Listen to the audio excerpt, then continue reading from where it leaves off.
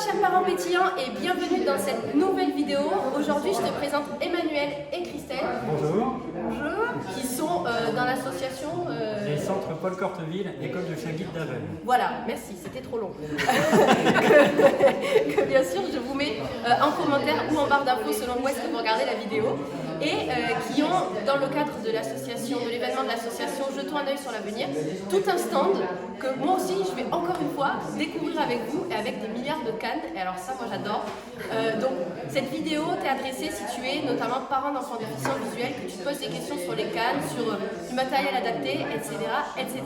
Donc c'est parti, je vous laisse, je vous donne la main, je vous laisse la main et présentez-nous un peu tout ce que vous présentez sur ce centre. D'accord. Alors déjà, ce qui met en avant les centres Paul Corteville, pour nous déficients visuels, c'est l'autonomie.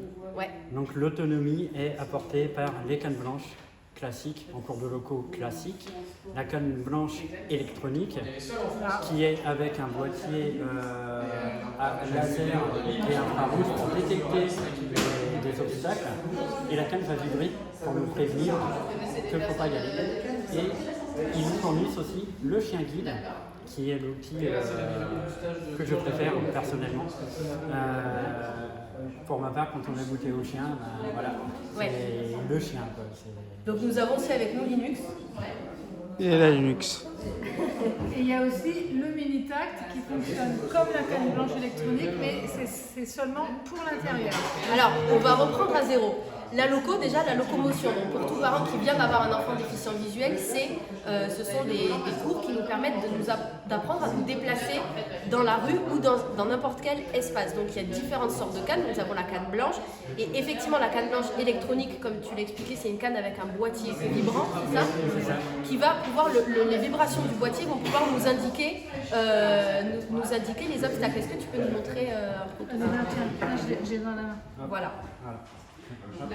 Alors donc là, vous pouvez voir ici donc la poignée, la dragonne, et là ici le boîtier. Là ici c'est le boîtier des piles, et là c'est le boîtier où il y a les deux faisceaux, donc laser et infrarouge, pour détecter les obstacles. Et ça fonctionne en gros comme un radar de recul de voiture. Le radar de recul de voiture va biper et cette canne va vibrer à l'aide de la petite protubérance ici, qui est un vibreur, comme les vibreurs de téléphone, mais beaucoup plus puissant pour prendre le dessus par rapport aux vibrations du sol quand la canne est posée sur le sol. Voilà, avec plusieurs distances de détection, plusieurs options de détection pour détecter la hauteur, s'il y a un panneau qui sort d'un mur ou une vieille boîte aux lettres, comme les maisons d'avant, et aussi une distance, quand on a la canne droite, quand on fait la queue dans une file d'attente, si on ne fait pas attention, on rentre dans la personne qui est devant nous, et bien là, la canne, en la mettant debout et en faisant un certain mouvement, on enclenche la détection droite à 1 mètre, ce qui fait qu'on peut faire la queue. Quand ça vibre plus, ça veut dire que là, ouais, c'est excellent. Quand la personne avance, ça vibre plus, donc on avance et dès que ça vibre, on s'arrête. Donc on peut suivre une file d'attente, on peut éviter les obstacles proéminents et on peut éviter les obstacles au sol, les voitures mal garées, les poubelles et autres. Voilà. Et vous avez donc pour l'intérieur le mini-tact, c'est ça ? C'est ça. Est-ce que vous en avez un là sous la main ? Tu montres ? Donc le mini-tact, alors c'est un petit boîtier comme ça en fait, voilà. Donc quand on l'allume, il faut toujours en premier capter le sol. On le dirige vers le bas, on capte le sol. Et il va vibrer du coup ? Et donc il va vibrer pour faire voir qu'il est en fonction. Et donc après c'est les mêmes fonctionnalités que la canne, mais par contre on peut l'utiliser que pour l'intérieur. Les magasins, quand vous allez chez quelqu'un que vous ne connaissez pas la maison, En restaurant. en restaurant, voilà. C'est parce que je vois dans les magasins, moi étant en déficience visuelle profonde, j'avais la canne, la loupe électronique autour du cou, c'était un peu galère. Les lunettes ? Les lunettes. Donc j'ai contacté l'école de chien guide et on m'a proposé le mini-tact. Et du coup maintenant c'est beaucoup plus. Et en fait c'est le même fonctionnement que la canne, on balaye devant nous comme la canne. Et ça détecte pareil Par vibration. par vibration et voilà.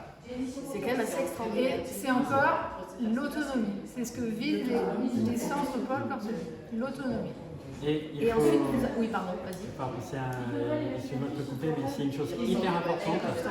Pour le déficient visuel, cela ne lui coûte rien. C'est une association à but non lucratif et qui délivre gratuitement les cannes électroniques, les mini-tacts et les chiens guides. C'est exactement la question que j'allais te poser. Voilà. C'est gratuit. Tout est gratuit. Donc n'hésitez pas, c'est votre autonomie, c'est votre liberté. Allez-y. Et c'est l'autonomie de vos enfants, c'est la liberté de vos enfants ou de vos ados. Et c'est quand même, je vais prendre un langage ado beaucoup plus stylé, d'avoir quelque chose qui vibre avec un laser infrarouge. Non mais c'est vrai, un adolescent qui a du mal à accepter une canne, je pense que ça peut être un véritable plus pour lui d'avoir quelque chose qui est en plus assez incroyable et qui est... t'es là quand même, ça vibre, tu peux te déplacer tout seul ou pas, c'est comme tu veux, mais t'as cette possibilité qui est assez incroyable.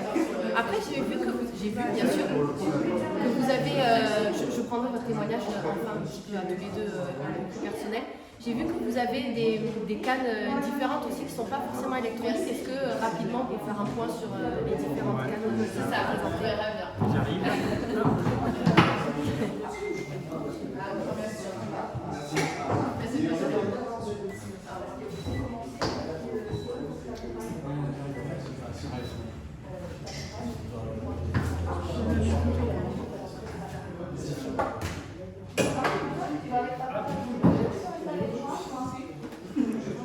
Vous avez encore plus de cannes que moi, c'est quand même extraordinaire.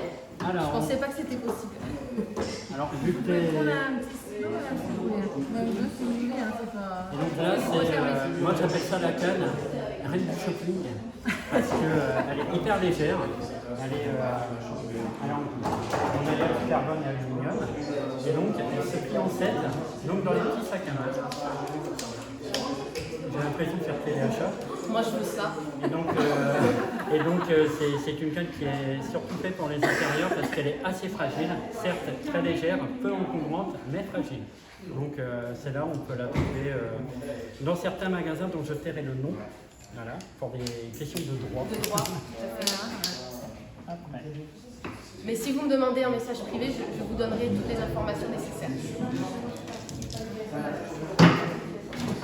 Ça, c'est la canne beaucoup plus robuste, la canne de randonnée, avec un embout beaucoup plus gros, boule, avec un ressort pour absorber les chocs, et elle est télescopique par rapport à la vitesse de marche, par rapport à votre taille. Voilà, et elle est vraiment pas mal. Avec un manche coudé pour compenser le poids et le balayage, pour avoir moins mal à l'avant-bras et à l'épaule. Voilà, elle a été conçue pour ça, celle-là. Et on a là. Et on a la canne blanche, classique de chez Classique. Ça, c'est la canne qu'on peut trouver un peu partout. La canne de locomotion, vraiment classique. Voilà les différentes cannes qu'on peut trouver et il y en a encore d'autres. Il y en a encore d'autres. Il y a différents embouts aussi. Il y a différents embouts pour On peut personnaliser, personnaliser les cannes, c'est tout à fait possible. Et maintenant, chez un vendeur de cannes que je ne citerai pas, Mais que je vous donnerai si vous me demandez un message privé. on peut même personnaliser sa canne. Tu peux faire dessiner ta canne. Bon, après, si c'est vraiment déficience visuelle profonde, on voit plus que c'est une canne blanche. Après, c'est ça. Déjà, la canne blanche. Déjà, la canne blanche, beaucoup de gens, des fois, ils nous marchent dessus. Donc, après, bon, ça peut être sympa de personnaliser sa canne, ou alors personnaliser que la poignée, ou un truc comme ça. Ou l'embout, ça peut être... Ça peut aider aussi à passer le cap d'utiliser la canne. Parce que c'est des caps en fait, l'handicap visuel c'est des caps.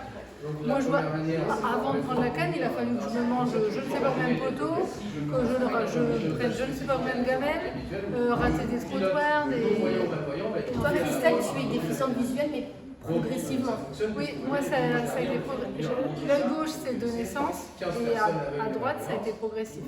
Donc tu as eu tout un cheminement, J'ai eu face à la tout un cheminement. Voilà, tout à fait. Et toi, Emmanuel? Donc c'est une rétinite pigmentaire qui s'est réveillée il y a une vingtaine d'années. Donc j'ai été clairvoyant et à peu près l'âge de 25 ans, en 6 mois de temps ma vue s'est effondrée. Et là, ça continue à baisser au fur et à mesure. Donc malvoyant profond, plus. Voilà, donc il reste pratiquement rien. Est-ce que chacun à votre tour, vous auriez un mot, une chose à dire à des parents d'enfants déficients visuels inquiets sur l'autonomie, le déplacement? Est-ce que un petit mot? Christelle, on commence par toi.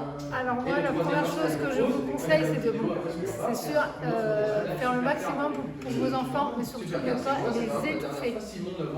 Parce qu'après, c'est encore pire. Moi, j'avais une tante non-voyante qui, ses parents l'ont étouffée, et quand elle s'est retrouvée sans ses parents, elle ne savait même pas ce que c'était qu'une fourchette. Vous voyez. Donc il faut au maximum les intégrer, essayer de les faire vivre. Je vais mettre des grosses guillemets. Normalement, nous, on est déficients visuels, mais on fait du sport, on fait de la marche nordique, on court. Bon, bien sûr, tout ça avec des pilotes, hein, je vous précise, parce que voilà. On fait de la gym avec des professeurs qui sont diplômés sport adapté. Après, après, chacun a sa façon de voir les choses.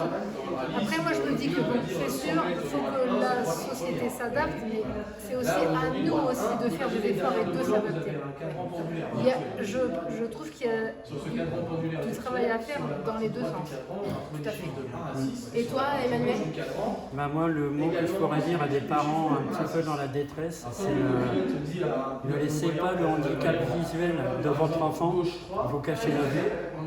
C'est hyper important. C'est regarder plus loin pour lui. C'est poussez-le. C'est avaler la pilule et poussez-le. Ouais. J'adore. Regarder plus loin pour lui. C'est incroyable comme parole. Je crois que ça va être l'intitulé du poste. Regardez plus loin pour votre enfant. Voilà, tu nous as trouvé le titre. Merci. De rien. Et pour finir, quand j'aurais fini d'étouffer, votre moyen de déplacement préféré à chacun? À pied. Non, mais je veux dire canne, chien. Moi, j'ai la canne, vous avez la chien. Le chien. Le chien. Ah ouais, une fois qu'on y a goûté. Moi, c'est la canne électronique parce qu'il y a quand même une grosse différence avec la canne normale. C'est plus fluide parce que vu que ça te détecte les obstacles, tu t'en aperçois pas une fois que tu es rentré dedans. Ouais. C'est vrai que c'est quand même pratique. Je vous remercie pour cette interview à tous les deux. Je mets tous les liens en barre d'infos. Si encore une fois vous avez besoin du nom pour les cannes, vous demandez, je vous passe tout ça par message privé avec grand plaisir. Et je vous souhaite une pétillante journée. Bye bye. Bye bye. Bye bye.